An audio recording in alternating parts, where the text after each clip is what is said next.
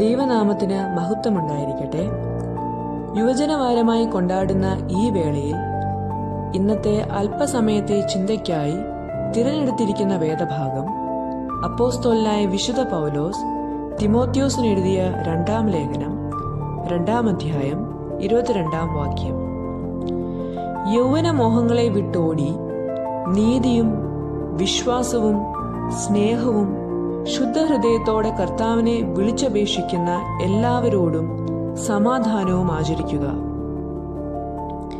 അപ്പോസ്തലനായ വിശുദ്ധ പൗലോസ് തടവിലായിരിക്കുന്ന സമയത്ത് യുവനേതാവായ തിമോത്തിയോസിനോട് പറയുന്ന വാക്കുകളാണ് ഇത്. യൗവനമോഹങ്ങൾക്ക് പിന്നാലെ ഓടുമ്പോൾ ജീവിത മൂല്യങ്ങളെ മുറുകെ പിടിക്കാൻ കഴിയാതെ പോകുന്ന ഇന്നത്തെ യുവസമൂഹത്തോട് പൗലോസ് പറയുവാൻ ആഗ്രഹിക്കുന്ന വാക്കുകൾ തന്നെയാണ് ഇത് എന്ന് നാം ഓർക്കണം. നീതിബോധം നഷ്ടപ്പെട്ടു പോയ, വിശ്വാസം ഇല്ലാതെയായി പോയ, സ്നേഹം വറ്റിപ്പോയ, സമാധാനം തകർന്നു പോയ ഇന്നത്തെ യുവതലമുറയുടെ ഇടയിൽ ഏറ്റവും പ്രസക്തിയേറിയ വാക്യമാണ് ഇത്. നാം ഒന്ന് നോക്കുകയാണെങ്കിൽ എല്ലാ യൗവനക്കാരും നേരിടേണ്ടി വരുന്ന അല്ലെങ്കിൽ നിൽക്കേണ്ടി വരുന്ന 3 തരത്തിലുള്ള സമൂഹമുണ്ട്. ഈ 3 തരം സമൂഹത്തിന്റെ മധ്യത്തിലൂടെ കടന്നു പോകുമ്പോൾ ചെറുപ്പക്കാരായ നാം ഓരോരുത്തരുടെയും നീതിബോധവും വിശ്വാസവും സ്നേഹവും സമാധാനവും എപ്രകാരമായിരിക്കണമെന്ന് ചിന്തിക്കുവാൻ ഞാൻ ആഗ്രഹിക്കുന്നു. ഒന്നാമതായി, നാം നമുക്ക് മുൻപിൽ എപ്രകാരമായിരിക്കണം? ഓരോരുത്തരും അവനവനെ തന്നെ നേരിടേണ്ടി വരുന്ന സാഹചര്യം ഇന്നുണ്ട്. ഹൃദയത്തിന്റെ ഉള്ളിൽ മൂല്യങ്ങളും ശരിതെറ്റുകളും തമ്മിൽ സംഘർഷങ്ങൾ നടത്തുമ്പോൾ ഞാൻ എന്ത് തിരഞ്ഞെടുക്കണമെന്ന് സംശയിച്ചു നിൽക്കുന്നവരാണ് ഇന്ന് നാം ഓരോരുത്തരും.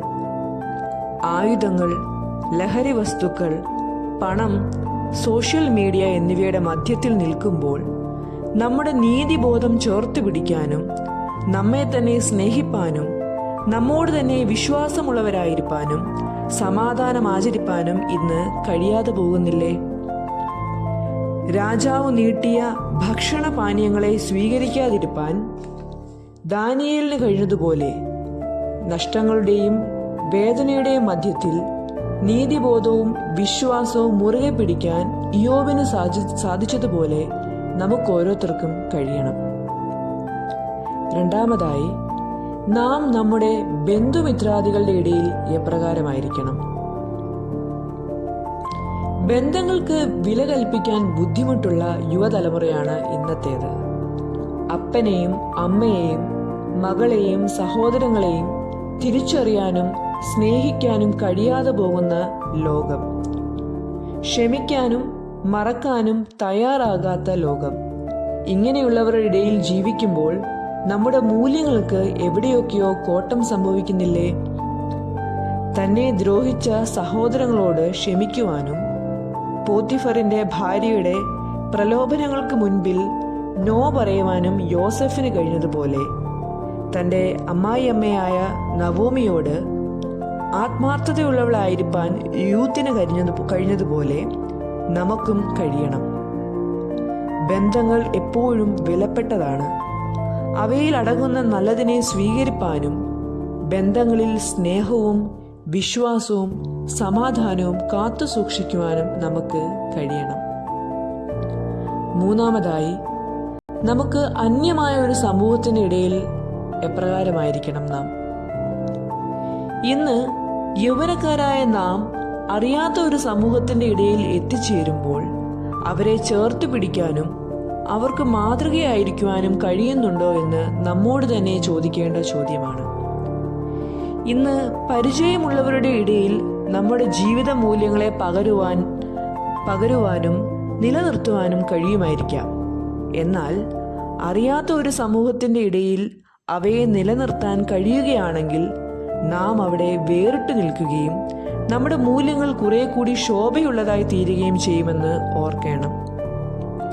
പലതിനും വഴങ്ങിക്കൊടുക്കുന്നത് മാത്രമല്ല, പലതിനെയും ചേർത്ത് പിടിക്കാനും മാറ്റിയെടുക്കാനും കെൽപ്പുള്ളതാണ് നമ്മുടെ യൗവനം. മോശയെയും അബ്രഹാമിനെയും പോലെ ഇന്നത്തെ ലോകത്തിലെ പല വ്യക്തികളും തന്നെത്താൻ മറന്ന് മറ്റൊരു സമൂഹത്തിനു വേണ്ടി ഇറങ്ങിത്തിരിക്കുമ്പോൾ അവരെ മനസ്സിലാക്കാനും ഉൾക്കൊള്ളാനും തയ്യാറാകണം.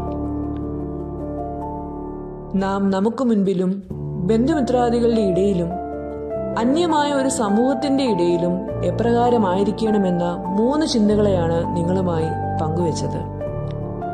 ഒന്നുകൂടി പറഞ്ഞുകൊണ്ട് അവസാനിപ്പിച്ചു കൊള്ളട്ടെ. കർത്താവിന്റെ പാതയിൽ സഞ്ചരിക്കുമ്പോൾ തീർച്ചയായും ഇന്നത്തെ യുവതലമുറ വെല്ലുവിളികൾ നേരിടേണ്ടതായി വരും. എന്നാൽ ആ സാഹചര്യങ്ങളിൽ എന്തു ചെയ്യണമെന്ന് വളരെ വ്യക്തമായി ദൈവവചനം നമ്മോട് പറയുന്നുണ്ട്. സഭാപ്രസംഗി 12-ാം അധ്യായം 1-ാം വാക്യം നോക്കാം.